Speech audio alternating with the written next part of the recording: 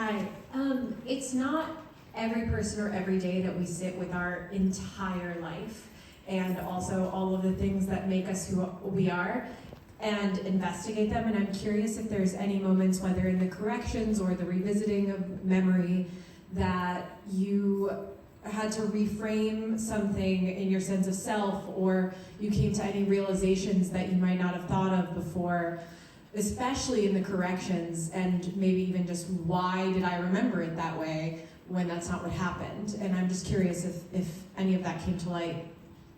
Yeah, the corrections were mostly like, it was this beach instead of that beach, or it wasn't, although there was actually one really beautiful note in the corrections. These are the corrections from my mother. There was one really beautiful moment where I write about how, it's this really silly story about when I went to college and I was working in the costume shop, because I had to work studying the costume shop, and you know, I'm talking about kind of how sheltered I was, and the director of the costume shop, beautiful man, he said, like, take this dress over there and go press it. And I was like, okay. And so I took the dress and I went to a table and I went like this. He was like, what are you doing? And I was like, you don't have to press the dress.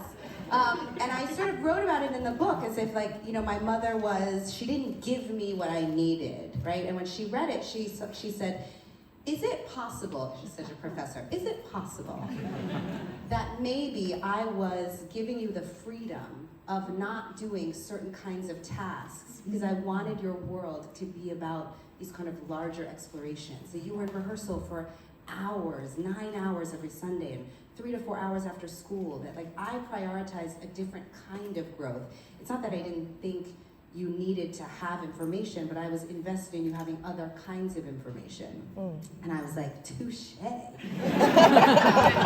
so I went back and changed that part of the book where I wrote, like, you know, looking back, I now understand that she was trying to provide me the freedom to blah, blah, blah, blah, blah, and then I added, but like maybe I could have done both.